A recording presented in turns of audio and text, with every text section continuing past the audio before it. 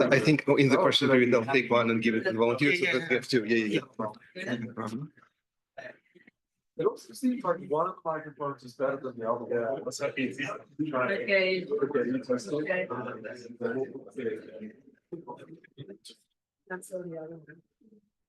So.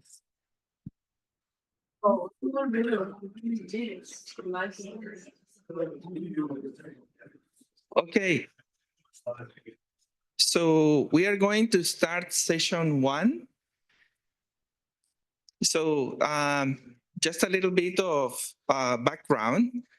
We received a lot of high quality submissions this year, and it was a very difficult task to sort all this very nice work that many of you did. And we went through all the papers and we just tried to group them together based on the topics.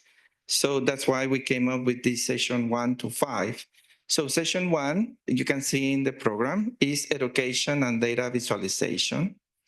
And this is our first presentation. So it's enhancing university learning through LLM-driven student conversations.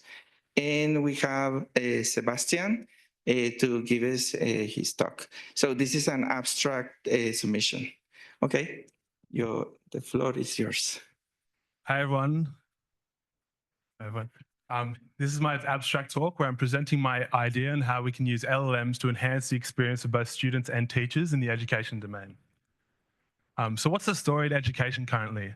So many of you would be familiar with the typical lecture tutorial structure in university subjects, but can we make improvements to this? And can we make this more engaging for students? So the problem with this structure is twofold. The first is that every student is different with very diverse needs, and it's not possible for one teacher to cater to all the different learning abilities, interests, or background knowledge of every student. So the second thing is teachers don't actually know where their students are at. For example, in university tutorials, when have you ever had a tutor that knows your own individual progress? Sorry. And so what's the goal here to solve this? We want to find out exactly what the student knows in a digestible format. We want to give this information to the educators such that they not only know where each individual student is at, but also where the collective class is at as a whole. And this can lead to more personalized learning experiences because now each educator is more in tune with each specific student. And so the way we can solve this is I propose we use this fancy new techniques that I'm sure none of you have heard of, the large language models. So the plan is for a student to interact with an LLM that's informed by the lecture content.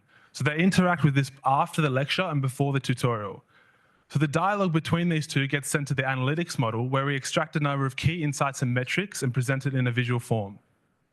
So the student can interact with these metrics to see feedback on their own progress, but educators can use these metrics to create custom tutorial content or can even use it to inform the structure of their lessons.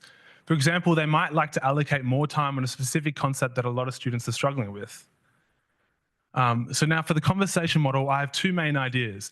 The first is for a student to have a sort of recap conversation with an LLM that's informed by the lecture content as context. So the LLM sort of guides the student through the main concepts of the lecture. The second idea, which is perhaps the more exciting one, is we instead switch the roles and have the student act as a teacher, where it's attempting to teach the LLM specific concepts from the lecture. So this means the LLM might ask questions like, was I correct in my working out for this specific question, or is my logic correct for this summarization, for example? Now for the analytics model, this takes a dialogue as input and outputs a number of key metrics. So the main metric we're interested in here is how much does the student actually understand? So this might mean we look at learning outcomes that are demonstrated throughout the dialogue, and we also need to somehow infer what each individual student understands about the main concepts from the previous lecture. And this is something I'm going to have to experiment with because obviously this seems like a hard task. Now, in terms of the evaluation, we can ask students for, we can do surveys and interviews on students where we ask them specifically how useful was the tool in improving their own learning. We can contact educators and ask them how useful the metrics were in improving their capability of teaching. Now, in terms of performance metrics, we can measure both before and after a student used the tool, but we can also measure groups of students where one group did use the tool and one group didn't. Now, in terms of engagement metrics here, we're interested not only in if the students actually interacted with the LLM properly at all, we're also interested to see how similar the dialogue between the student and the LLM is to that of one between a student and a human tutor. And this kind of closely relates to the first problem out of a couple, which is how do we actually get proper engagement from the students? Because we want them to act as if they were talking to a normal human tutor. So this means expressing normal human emotions such as frustration and confusion. And we also don't want them to just Google the answer to the LLM that if the LLM asks them the question. The second thing is, what is the best way for these models to actually behave? So in terms of the conversation model, how do we get it to behave in such a way that the dialogue output is as optimal and informative as possible for the analytics model? And secondly, how does the analytics model actually behave?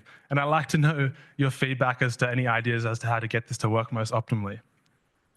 And the third problem is, once these educators actually have these metrics, what exactly do they do with them? So I mentioned they can use them to create custom tutorial content or use them to structure their lessons, but what does this process actually look like? And now some of the benefits of our work, obviously for students, we get more personalized help because each tutorial is now catered specifically to their needs. And they can also get feedback on anything they need to work on. And we also get more engaging learning if it's possible to construct the behavior of the conversation model such that it's fun and informative, it's fun and interesting for the student to actually engage with. This is also another problem that might be hard. In terms of educators, we get enhanced teaching capabilities because they can simultaneously focus on common issues across the whole class, as well as intervene in specific students' learning if necessary. And we can also discover how students actually interact with LLMs, which could inform future studies. So thank you, and I'm interested to hear any feedback or questions that you have.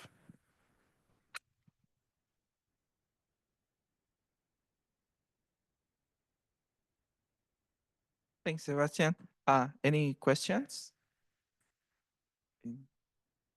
The mic will come. Thanks. Thanks. There's a problem here in that for most universities, activities for students have to be compulsory and assessed, or they're not obliged to do them. How are you plan to address that? Yeah, so I actually thought of this. I wanted to give this, my plan was to give the students like say a 0.5% mark for each time they, so after every lecture, say 10 lectures, we give them 0.5% for actually interacting with the LLM. But the problem is we don't want to actually mark them on how good the conversation was, because then they just obviously Google the answer and stuff. So yeah, this is something we have to figure out as well. But usually I want to give them the mark for actually just interacting with the LLM and finishing a full conversation instead of, yeah, which would be nice, yeah.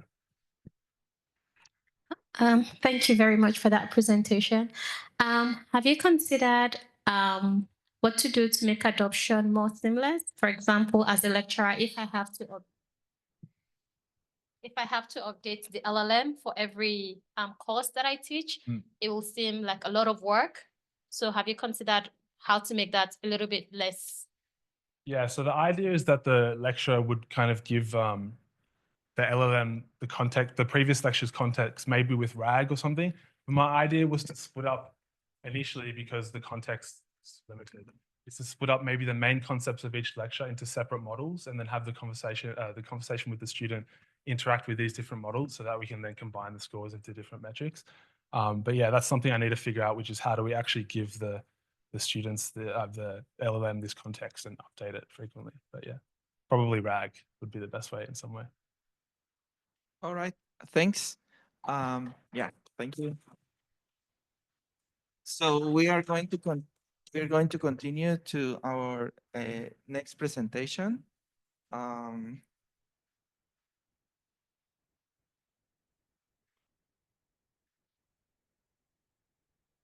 So our next presentation, the paper is creating a real-world benchmark for Text-to-Vis. And also this is an abstract submission. So yeah, let's hear it. Hi, everyone. Today I'm going to talk about my paper, which is to create a real-world benchmark with the data from the practical sources. And we also introduced an annotation framework that targeting non-expert worker. What is text-to-visualization? Which is the task that receives the natural language request, plotting data, and then the system will generate the code that produce the visualization image.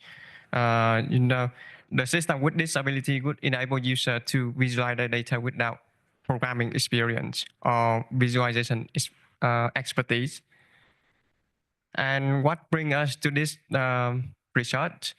It comes from our previous research about investigating the benchmark for this task. We found that the current benchmark for this task do not align well with the real-world datasets. So we need new and more benchmark to the development of text-to-visualization. But developing such kinds of benchmark will require intensive expert resources because the annotator wish to know about the programming, visualization, and handling data. So in this research, we aim to create a real-world benchmark, also develop an annotation framework for non-expert annotators. And next, I want to introduce the plan for data collection for our study. We will collect a wide range of visualization and data from different sources like GitHub, archive, and data analysis websites. And they will present for the wide range of domains, visualization types, and complexity level.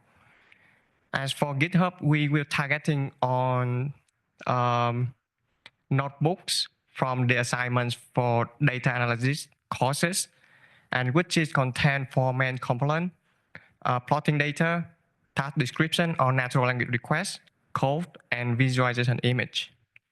For the next source, we will targeting on the figures on the paper on these repositories, which contain the image-based visualization. And we plan to contact the author of the paper to request for this data because we all know that people don't often publish the information on the internet, right? And for the last source, we also collect the data like plotting data and visualization image from data analysis websites, and we plan to annotate them for the remaining for the code and natural language requests. And next, I want to introduce the annotation framework targeting on non-expert workers, which contains 5 main steps. In the first step, the system will show the plotting data and the targeted visualization on the screen. And the worker will create a prompt or create a program that will reconstruct the chart. For example, create a chart showing the low level and high level data in different colors. And the next step, the system will generate different versions of code and visualization. And in the next step, the annotator will pick the most similar one to the target visualization and then start modifying the explanation rather than modifying on the code. For example, here, the annotator will modify the code comments here. And the final one, the system will refine the code based on the comments and display the result. So after several iterations, we can obtain these 4 components for the task that we prepare for the benchmark. And that's it, the plan for the research. How about the current progress so far? And in this, we did several experiments on whether or not we can use LLM to extract the plotting data, X and Y coordination from a chart image from the archive visualization. And the answer is no. For easy case, it can perform well, but for complex cases, when there's a lot of data, it cannot. And we approach to another solution is to request the lacking data from the author of the paper. We download and process the paper in this year, extract the author, and email, classify the chart image, and we find out that 40 cases of paper is ready for sending the email to request the data. And we also get the ethics approval for this research. And I know that there's a lot of work to do. So I would like to hear your opinion, suggestion, and advice for this research. Thank you so much. Thank you. Hi. Yes, we have here one question. Thank you very much. Very interesting work. Can I ask you a question about the performance evaluation?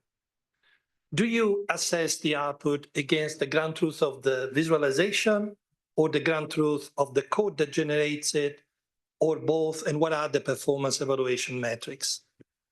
In our plan, we will evaluate both code and visualization as well as the data on the chart as well. For example, for code, we can have some code similarities like birth score or something like that. And for the visualization, we have multiple plans to compare.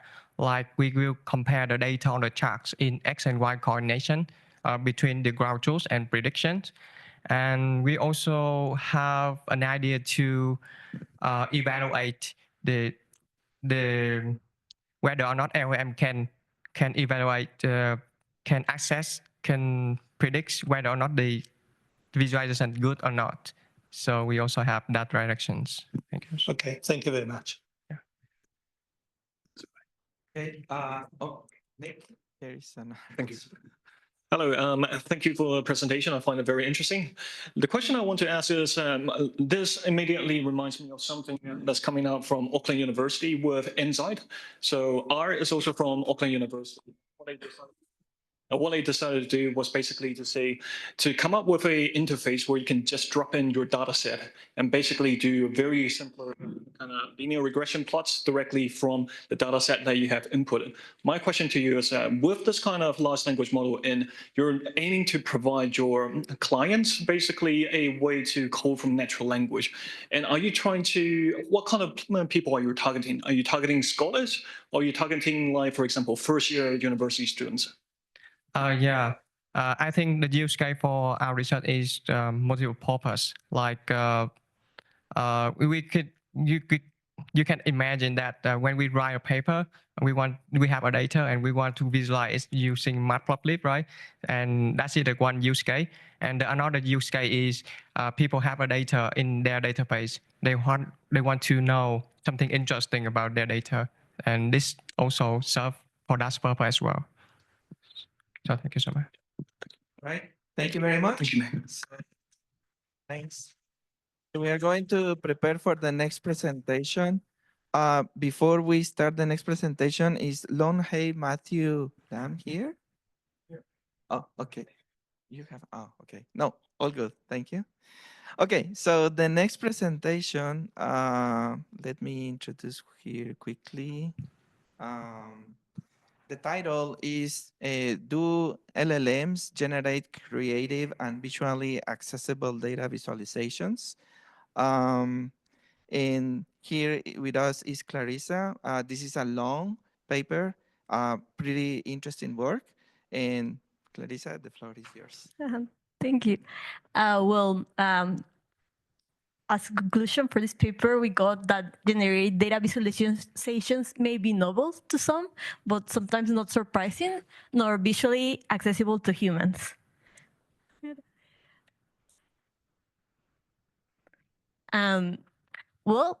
Natural language to code is now a task that LLMs can do really well. And an example is ask an LLM for a bar plot. To get some code for the bar plot, you will get the code, and then you will render the code. But there's not a mapping of how the code will produce.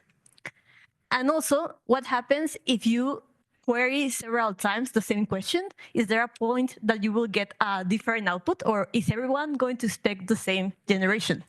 So our first question was, if people perceive after several times querying this question, generate visualization as creative.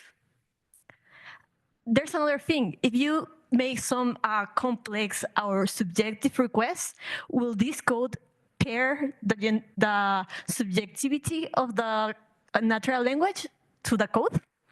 For example, in this case, it makes the plot to look happy. You don't know what actually the code will be rendered on. And if this will preserve visual accessibility thing like visual thing like visual accessibility, will this be preserved on the code? And if so, how can we measure accessibility? On the related work, like code is really a study task on generation. There are many metrics for it. For example, there is code BERT score, that it actually is a BERT score that is targeting code, but it focuses on accuracy. Mostly of the code work is focusing on accuracy. While there's also like automatic metrics for creativity, for example, deep creativity, that it's weighting 3 factors that make things creative. For example, preserving value, novelty, and surprise. And but this mostly focus on writing tasks, not code. On the other hand, as human evolution is something we also consider, because creativity is insightful human skill. So for example, there's also like these assessment techniques that actually evaluate creativity with experts. And also, there's also studies on creative code, and also they use humans to evaluate how these generative models perform based on human ratings. So our idea was showing people several plots and ask them for their creativity and accessibility ratings, and as well develop some metrics that can evaluate accessibility. And we created our own, because we didn't find any content that actually produced these automatic metrics. There's guidelines for it, but mostly those guidelines don't focus on image with text. They recommend you using tags for describing images, but not actually quantify accessibility.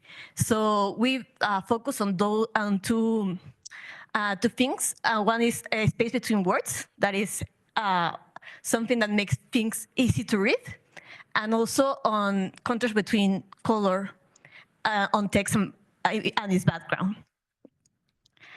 The method, it was a survey. So the first task of the survey was to ask people how they see the generated plots when asking an LLM to create 9 different plots with the same prompt. And then also like ask them, oh, do you think something is different? There's novelty in some of the plots we show you. And also if some of those plots are looking surprising to you. We create this, we just vary the prompt temperature, the LLM temperature, to achieve different, or expect to achieve different plots. Another task was to actually use impersonation and to make the LLM think as a data scientist or a teacher. And also how this relates to the audience is talking to, because maybe we expect when you talk to children to have a less complicated plot. And also, if you actually say to the LLM, okay, make this simple so I can explain something simple, how will people perceive this? How will this correlate? And finally, we also asked them about accessibility, because one of our purposes was, okay, we're already doing this survey, how we can calibrate our metrics with showing people if they perceive something as accessible. And as well, we chose those plots using top and worst ranked plots with our metrics. On our results, these were the plots we gathered from an LLM. And well, people, we did have a real big favoritism to say yes, there's something that is novel. And most of the people say that plot 6 was novel. But when we ask about surprise, slightly more people say that yes, they find something surprising. But really few people agree with that the plot 6 was surprising. And mostly of what they found surprising was among all different plots. Also, we asked them to be repetitive. That is, actually repetitive is kind of the opposite of novel. And people found those plots to be repetitive. According to text spacing and color contrast accessibility, we found a strong correlation between our metrics and the responses of people, and it was significant as well. And however, when on the consent agreement, we find that spacing was really also like really fair. But on contrast, people find different ways, like maybe it's because of the way they perceive colors. And for example, this is an example of our metrics and how the first one is actually human written of a documentation on Teamboard. And actually everything, as you see, like the labels are black. But when we ask several times to Claudette, there's a point that actually it will randomly choose colors as blue. And also GPT-4 as well, like it will generate labels that are different on color. And spacing as well, they like models are not trained to be aware of label spacing. And also, well, about this experiment, we also query several times with different prompts, so we can have different outputs of the LLMs. And we have 860 per each LLM. We use GPT-4 and Claude 2, and we compare it to 100 samples of human documentation on visualization libraries like Seaborn and Matplotlib. And we can see like there's a more spread on the variance on LLMs, while humans are really centered. So they are mostly achieving like considering other accessibility factors. As humans, we usually create the code, render it, and iterate through it. So as a conclusion, creativity, sometimes people will perceive what LLMs do as novel, but while querying several times, there's not a surprise on it. And accessibility metrics, we see that human written code is more human aware of how we perceive what is being output from the code, but LLMs don't have that skill, doesn't know what they are rendering.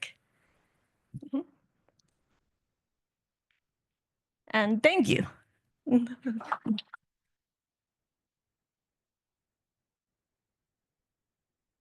Thanks, Marisa. So we have time for questions. When we have questions? Yes. Thank you. Love your slides, by the way. I wanted to ask, when you ask people if the charts were novel or surprising, do you know if they sometimes look at the data inside of these charts? Because I feel like if you ask me, is this chart surprising? The first thing I would look at is like, oh, what does it say? And is the data inside surprising? Not is the layout of the chart or the way the information is presented surprising. Yeah, I think I skipped mentioning it, but we asked at the end of the survey, like what they like and dislike about the charts, like what was more like a qualitative like summary, and those things appear, like what make like what they were looking at. For example, they like as you mentioned, like really readable plots that, and also like was interesting representation of the data, and an opposite, like what they dislike, like bright colors or those type of things. But yeah, I didn't put it, but we have like that insight in the paper, like what people look at, what they like and dislike, and what they were, I guess, focusing on when they were like evaluating. Yeah, I'm not sure. All right. Another question? Yes, Nick. Thank you. A very interesting research. I want to ask a question on, have you measured the length of human written code to generate all of the images versus how ChatGPT has created it? How long are the kind of prompts that comes out of it? And the reason why is because I can be a very lazy coder, but sometimes when I wanted to write, for example, a diffusion model with a like with a unit in the middle, but with a transformer in between, that's a lot of work for me. But sometimes I think that's going to be a cool idea, cool research idea. Let me just give it to ChatGPT and also come out with the proper codes. If I were to code it, it's probably going to be very, very small, but with a bunch of errors inside it. When ChatGPT codes it, it's probably going to come up with a code that's about 3 A4 pages long, but everything is going to be out very nicely. So from your perspective, have you seen whether or not the length of how long the codes are from these kind of AI models correspond to how well the outcomes are to please the people who actually use them?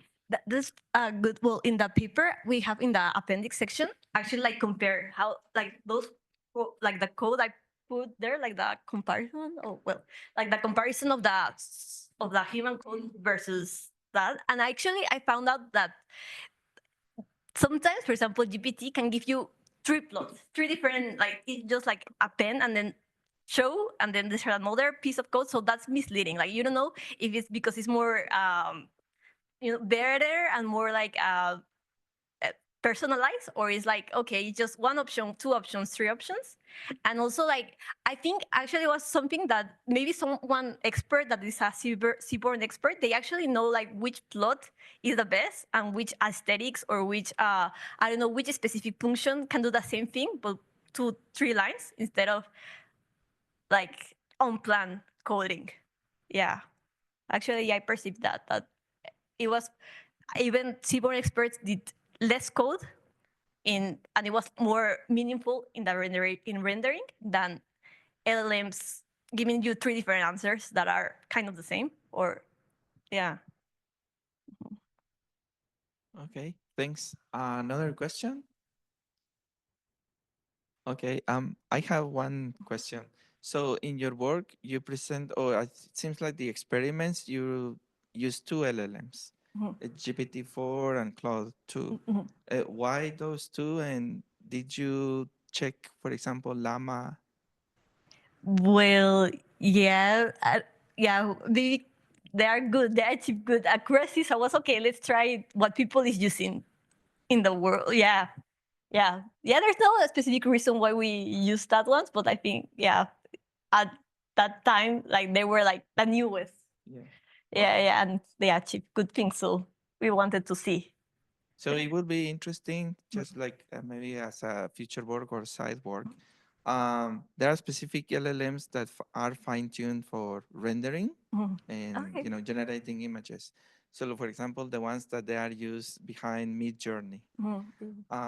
So I'm not sure if those will have a different output that these kind of general purpose LLMs in these kind of specific tasks, well, asking to render appealing visualizations, right? Yeah, I will definitely like look what they do, because this is like intermediate code that is render. So I'm not sure like how it's like exactly text to visual. Yeah. All right. Thanks, Clarissa. Thank you. Thank you. Yeah.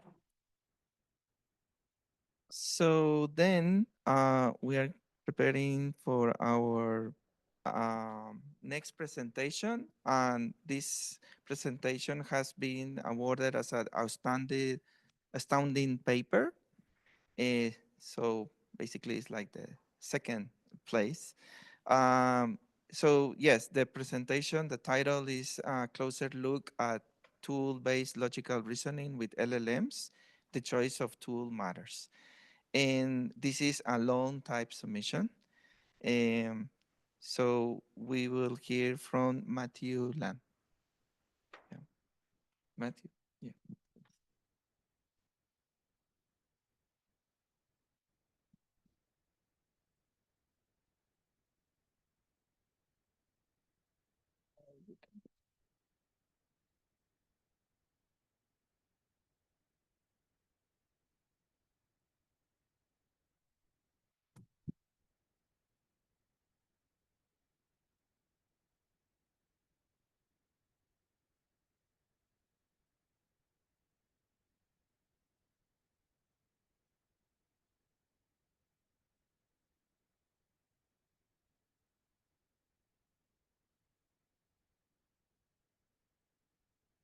I think I'll just use my voice. Can everyone hear me?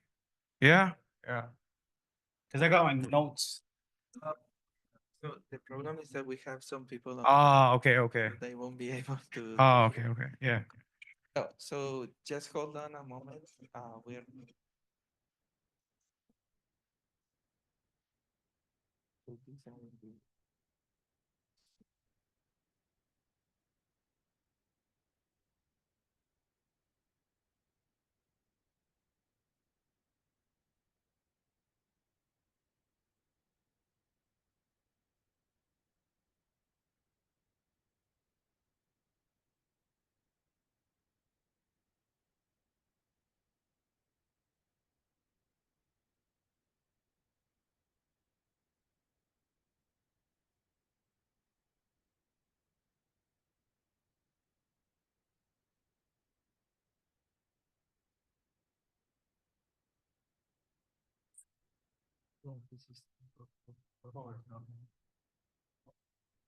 Oh, okay. So, hi everyone. My name is Matthew. My paper's a closer look at tool-based logical reasoning with LLMs. The choice of tool matters. The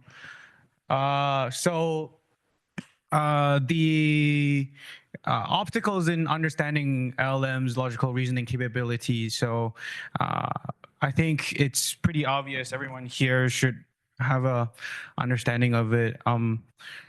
LLMs usually take shortcuts, but in terms of logical reasoning, the important thing that is obstacle is that we're not able to judge whether the LLM answered the question correctly because it took a shortcut and just answered, does water boil at 100°C, or it uses the context before. The second point is that it prone to hallucinate. Here is a very visualized example, but like a more specific example in my research was there were situations where for some reason the LLM just skipped one of the premises and just not translated that one premise for some reason. And then number three, the obstacles for natural language is that natural language is ambiguous and context dependent. So as example, I saw her duck could mean that I saw her duck as a pet, or I saw her duck down.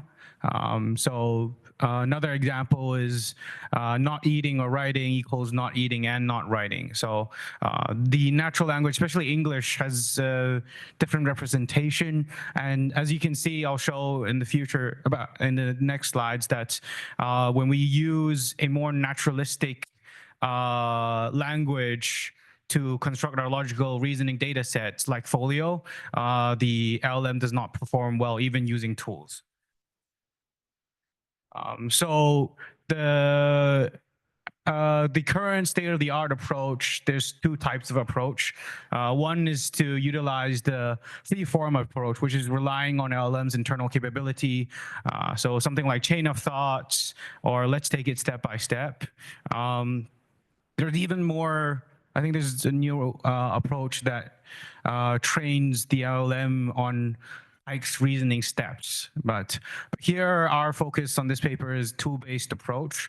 So the basic illustration would be we have a few short prompts. We put the logical reasoning question together, and we feed it in the LLM. The LLM gives us a symbolic specific language. So when you understand it, it can just be first order logic. If you're familiar with first order logic, Prover 9 uses first order logic. So it's like a code, but not exactly code type of language. And then we feed that to the symbolic solvers, which gives us either an executable result or an error. So the advantage of a tool-based approach is that it provides a clear logical grounding in unambiguous language because we use language like first order logic. It allows LLMs to focus on translating, not reasoning. So instead of asking the LLM to reason step by step, we only wanted to translate each single step. So we can avoid some of the hallucinations that come from reasoning. Number three is the tool errors are clearly labeled and displayed. So we would, as example, in my paper, I've categorized them as parse errors or runtime error, but I'll thoroughly discuss this in the next few slides. So the problem that I've that sparked this research was that I saw that there was a lack of a consistent comparison between symbolic solvers and how they influence the overall reported performance. So an example here are the state-of-the-art papers that used the solvers and the data sets it tried to solve and the papers that used it. So what initially sparked the research was we saw that Logic LM tried to use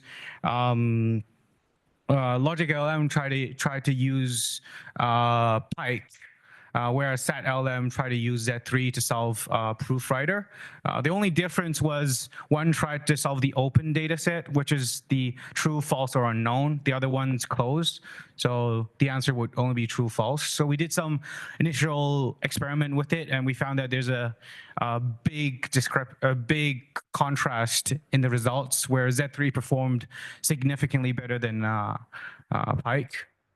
So that's why we decided we need to do, it would be beneficial to do a side-by-side comparison, controlling everything. So as example, in Logic LM, it used self-refinement as a tool, and it has different prompts as well. So in order for us to understand where the gain of different solver comes from, we wanted to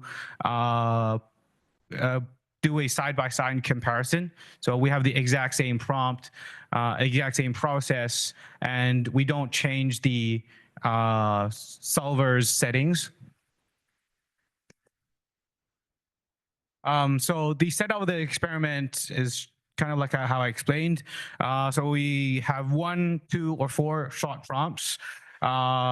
We add that to the logical reasoning question, and then we feed it to different LLMs. We use GPT-4o, 3.5, Gemini, and Command R. And then we generate, the LLM generates the symbolic specific language, and then we feed it to the 3 solvers, Z3, Prover 9, Pike. And then it gives us a executable or not executable answer. So the solvers we choose are solvers that's been used in the papers mentioned above. So Z3 is a powerful SMT solver. The main thing is that Z3 can solve analytical data sets, so math problems, and Logic LM use Z3 to solve a analytical data set, and Prover 9 uses first order logic as its input language. So it processes first order logic statements using CNF conversions, etc., etc. Pike is not traditionally used for first order logic problems and deductive reasoning problems, but because Logic LM used it, we put it in to see if it could give a good comparison for the other 2 tools. Pike falls short to the other 2 solvers because Pike doesn't have the existential quantifier. So something like there exists something. So it's a special kind of quantifier that only Prover 9 and Z3 has. Wait, not has, like that Pike does not have. So for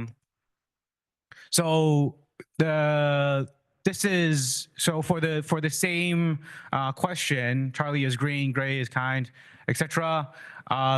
This is a demonstration of how the language is used in the symbolic solvers. So as you can see, that Pike takes this extra step that it needs to classify facts or rules or etc. But for Z3 and Prover 9, when I translate Charlie as green, I just need to translate green Charlie. So it is what we find is that the solver-specific language, the translation syntax, is very important that would impact the result. And the other thing is that whether the solver is versatile in handling errors. So Prover 9 is not versatile in handling errors, but Z3 is gives the exact, so Z3 will give runtime errors and give the exact line of which code's going wrong and then which statement is wrong. So it gives a better indication for us for self-refinement. So the data set we used, we limited that to 200 questions due to resources, and then we chose 3 different data sets. One is Pronto QA. It is a synthetic data set, which synthetic means that the words are not true. So I'll give you an example here. Wumpus are floral, Wumpus are tumpus. So Wumpus is, I don't know if you guys know what Wumpus is, but it does not exist. So the primary the purpose of that paper was to see whether the LLM can do logical reasoning and without taking the shortcut. So using imaginary terms means that it won't straight away know the answer. So the other one we used is Proofwriter because Proofwriter is broad and there's more data in it. It's more natural deductive logical reasoning and is a perfect contrast to Pronto QA. So we can do a natural versus fictional contrast comparison. So for that Proofwriter, we evaluate 6 different variations. We use both the open world and the closed world assumptions, including depth 2, 3, and 5. So 2, 3, and 5 means that each takes 2 steps of reasoning, or 3 steps of reasoning. So Folio is the further step from deductive reasoning. It's a difficult expert-written data set for first-order logical reasoning data sets. The problems are really aligned with real-world knowledge, and it is really in a natural flowing language. So sometimes there would be missing chains in the language because sometimes we assume the knowledge we already know, and it makes it hard for the translation. But I'll discuss this further when we get to that slide. So evaluation. So here I present the main results. As you can see, the GPT family favors Prover 9 for and the Gemini and Command R Plus favors Z3.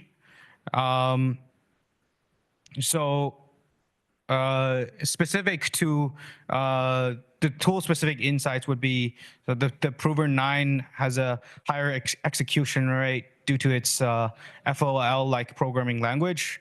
And as you can see, for the Pearson correlation, it has a 0.98 Pearson correlation. So it has a strong linear dependency between execution success and accuracy. Whereas Z3 has a low correlation, which indicates a challenge in writing accurate executable codes despite high tool capabilities. So for Proofwriter, Proofwriter is an easier, specifically easier data set. The findings are the same. And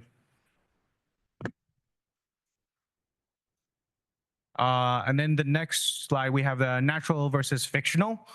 So for natural versus fictional, we compare the performance of the Depth 5 Pronto QA versus the Proofwriter Depth 5 to investigate how different symbolic solvers affect the performance of LLMs. So here I present the 3.5 turbo results.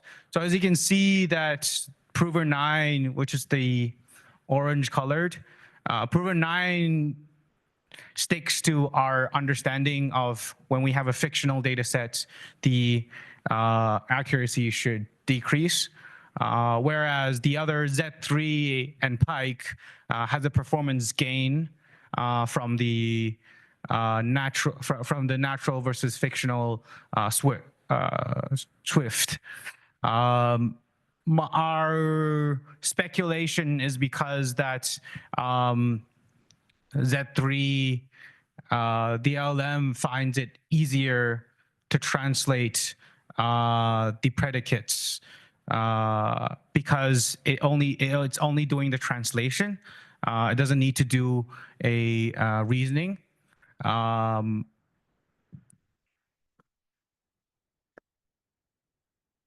So the next I have the depth. So the relationship between depth and executable rate is mixed, especially between the depth 2 and depth 3. Command R plus shows a general decline in performance from 2 to 5 across all models. Both GPT and Gemini are resilient to increased depth, with performance improving for most tools.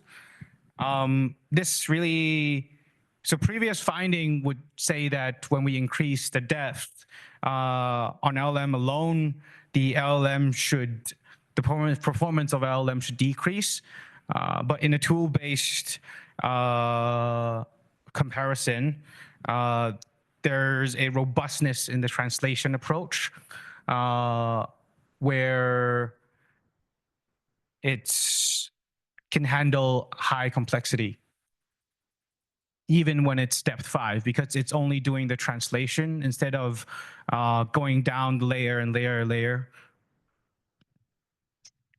So the next one here, I present the folio data set. So the table here shows the performance of each only Z3 Improver 9, because Pike does not have the capability to handle a special sign. The quantifier doesn't have the quantifiers and doesn't have the either or logic that Folio requires. But even for Z3 Improver 9, you can see that there's a really low exec rate and low accuracy. Our suspicion is that the primary factor that limit the performance should be that, one, the natural wording in Folio makes it difficult for predicate extraction. So a good example shown is the, as example, I want to Eastern Wild Turkey should be one predicate.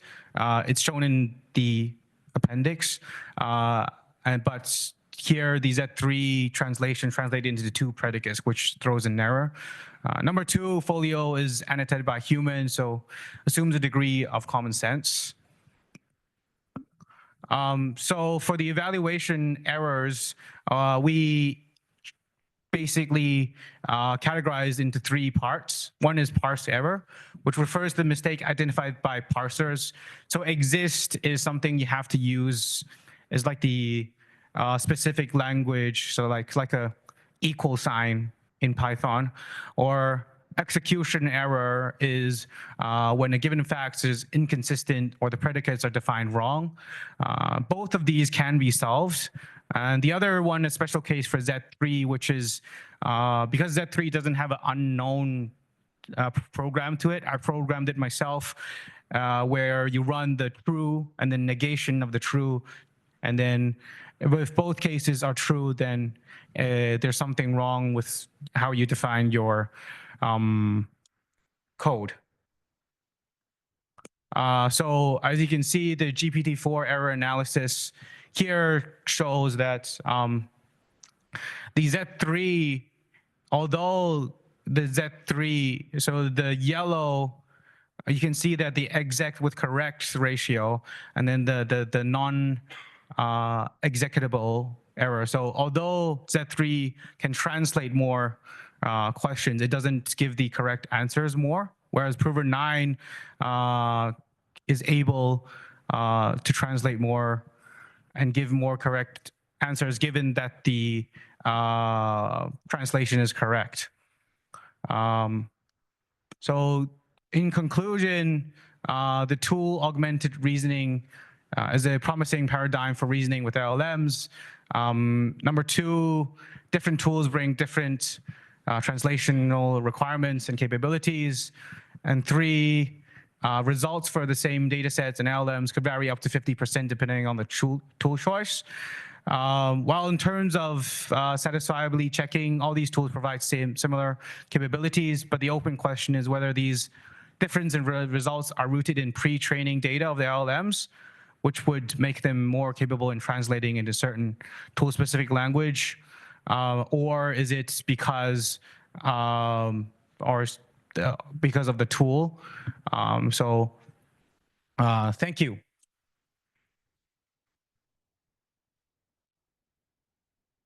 Thank you, Matthew. Very interesting. We have one question over there. Please wait for the mic. It's coming.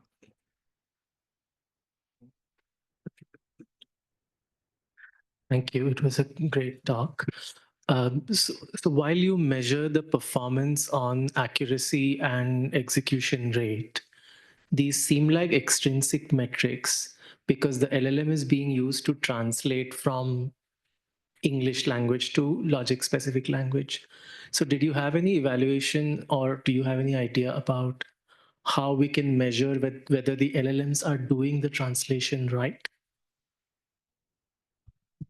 My question is about the correctness of translation itself. So the executable rate measures that. So if I say the predicate is wrong, so using Z3 as an example, if I define the Z3 wrong, so I used exist instead of exists with the S, that is a error that the LLM caused because the LLM should have put the S in it. So that is measured by executable rate.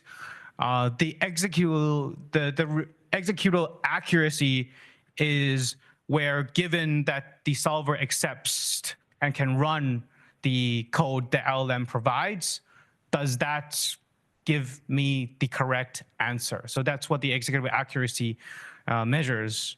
So in terms of, does that answer your question? Yeah. Okay, we have time for one more question. Yes. So it seems like one advantage of this, when I step back away from the speakers, so it seems like one advantage is that it's more interpretable as well. Do you have any thoughts on how this would help end users in being able to see the results and have confidence in the systems doing what they want? And or do you think it doesn't give a huge advantage there?